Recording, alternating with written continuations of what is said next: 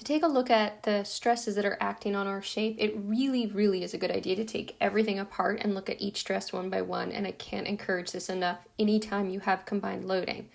I've also calculated out the area, the polar moment of inertia, and the second moment of area based on the 5/8 inch radius or 1 1/4 inch outer diameter and the 1/8 inch wall thickness.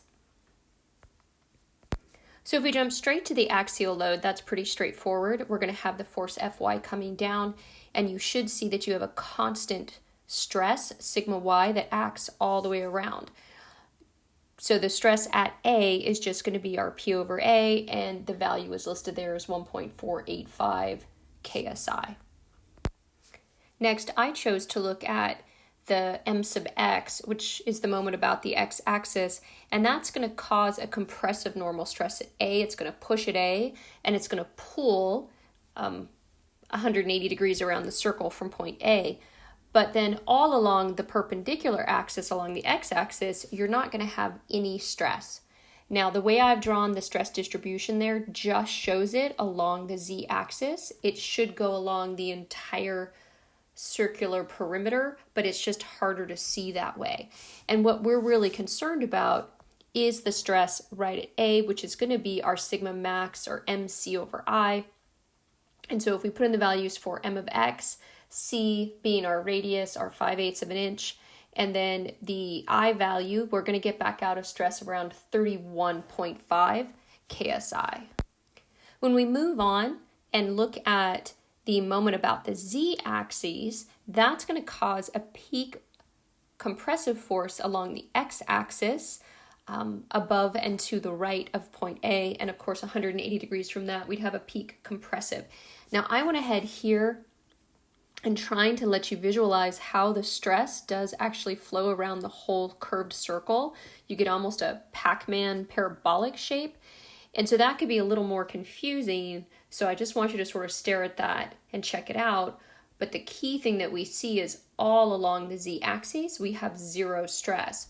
So if you then wanted to actually find the sigma y at point A, you'd use your my over I, and your y value is 0, so your stress is 0.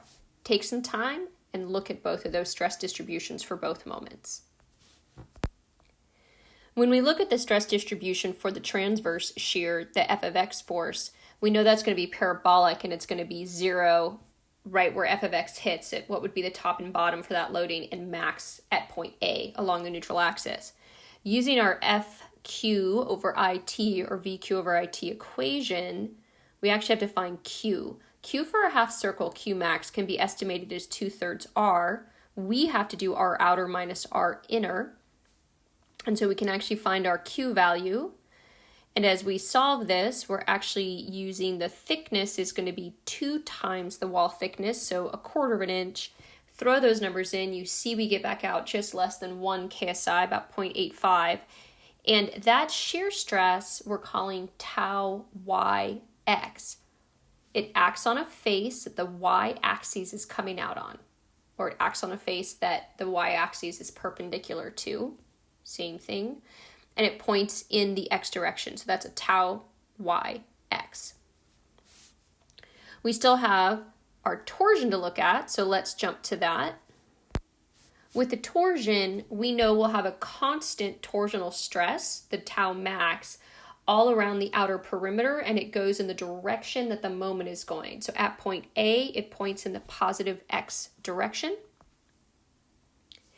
We know that it's tau max, so that's just our TC over J equation, and we can plug in for T, that's going to be our MY, our C is just our radius, and then our J value.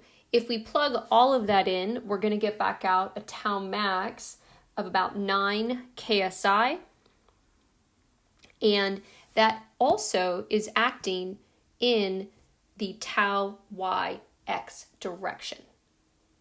So now see if you can draw the stress block for these and take some time staring at those stress distributions. You really need to draw them if you're going to be able to draw the stress block.